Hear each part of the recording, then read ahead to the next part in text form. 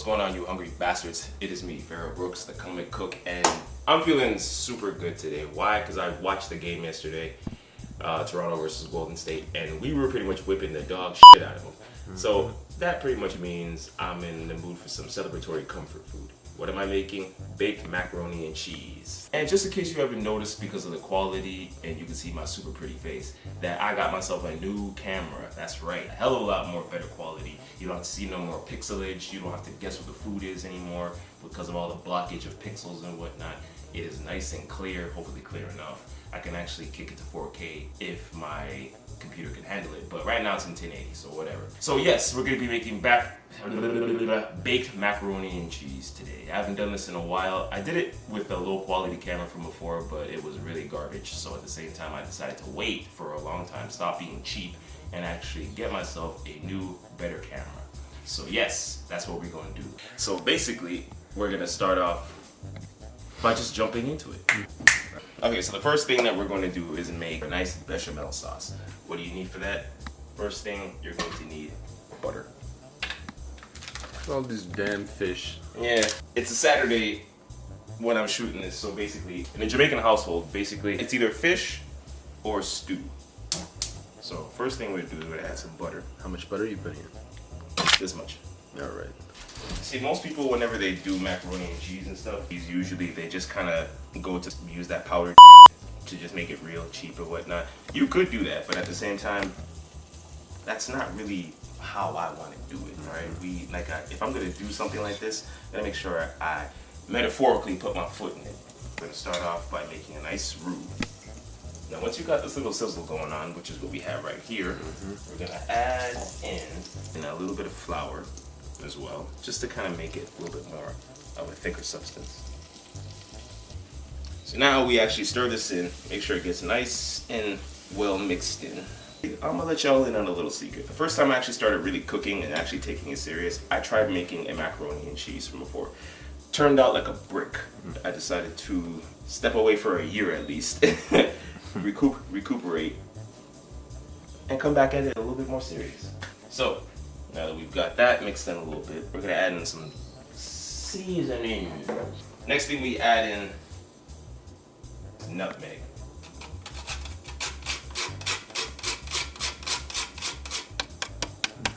Next, we're gonna add a little bit of cayenne pepper, a little bit of Worcestershire sauce. There's a little debate of how you actually pronounce Worcestershire sauce. Worcestershire, Worcestershire. It's good sauce, all right? That's all that really matters. And now, we add in some half and half cream. I go for 10% because I want it nice and thick and proper. Ah, it's throwing up on me.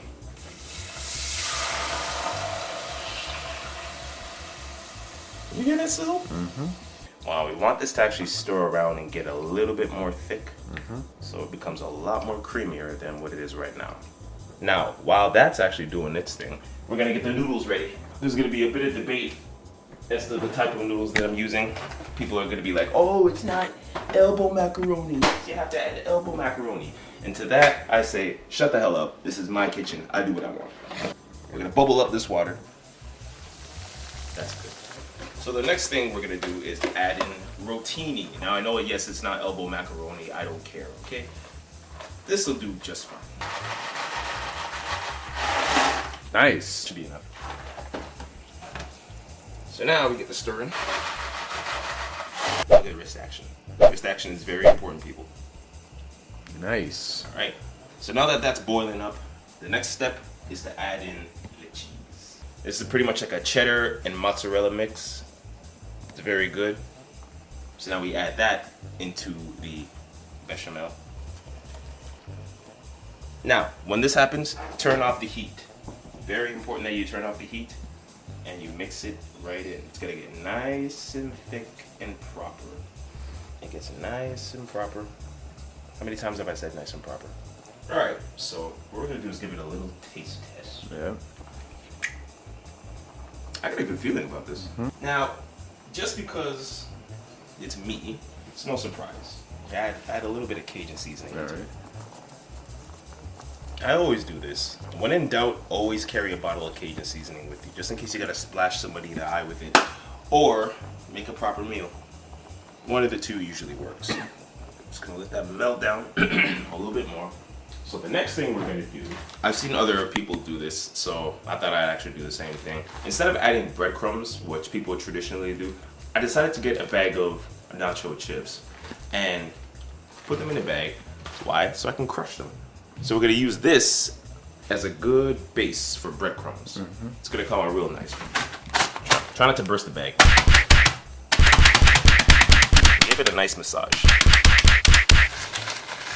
We're gonna save this for later and make sure we use it for like a good breadcrumb topping. Put that to the side. Cheese sauce is pretty much done. Yeah, that's finished. It's done. Some pineapples in there. Yeah, we're gonna add pineapple mac and cheese. That actually sounds like a legit recipe that I might want to try in my experimentation time.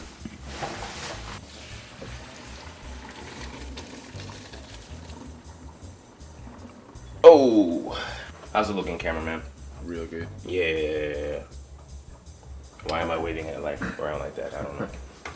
Next thing we're going to do is get a little bit more butter, and I remember this from last time, and I'm not gonna screw it up. You don't want to put the noodles in just like that. You want to make sure you grease up the bottom of the bowl. Give me the brush. Give me the brush. Oh man, I know we had it before. Just give me the brush. Give me the brush. So next thing you know, we get more butter and grease the bottom of it. This is what we do. This way the noodles don't stick when you're actually baking them. You want to avoid that at all costs.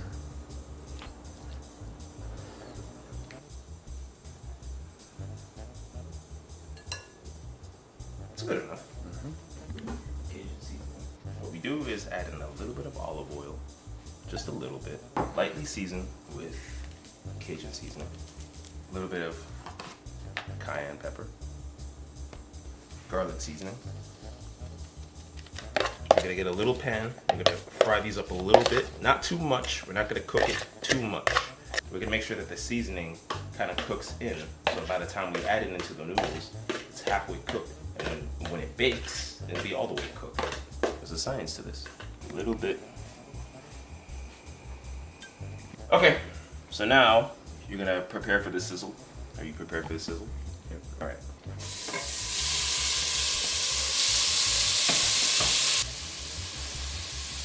Cameraman doing some cooking. Oh yeah. So what you gotta do is steal the shrimp. That's what you gotta do. Oh shoot, he's gonna. So, this is good. That's it. Now we do that addition process.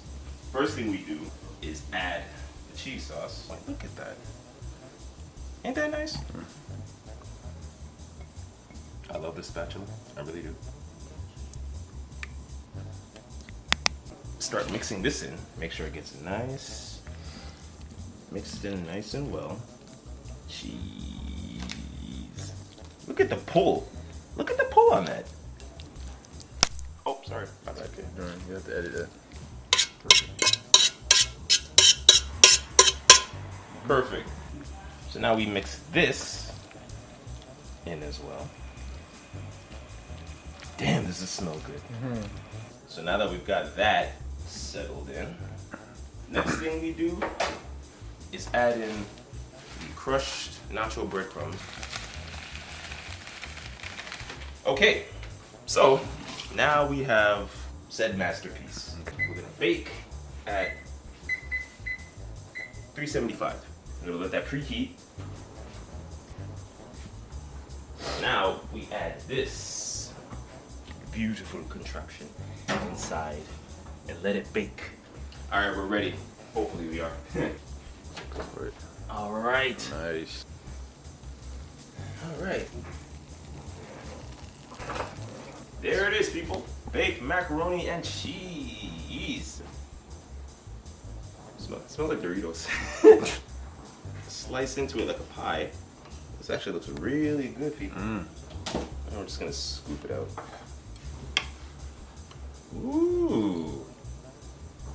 This looks nice. All right, ladies and gentlemen, there you have it. Baked macaroni and cheese with shrimp. Took no time to make, surprisingly. Guess there's nothing else to say but to just try it. Let's see how it fares.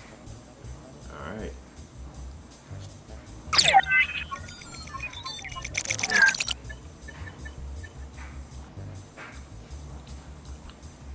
This is it. It came out really well. Has a proper amount of seasoning. The noodles came out nice and well enough. The shrimp is nice and tender. I'm glad I didn't cook the shrimp all the way in the pan because it actually baked it nice and well. But this turned out very well.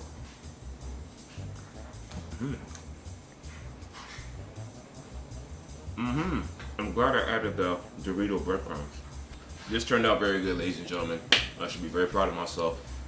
One thing I know about macaroni and cheese is the fact that once you let it settle and you rewarm it, it actually comes out a lot better because the flavor actually settles in a lot more.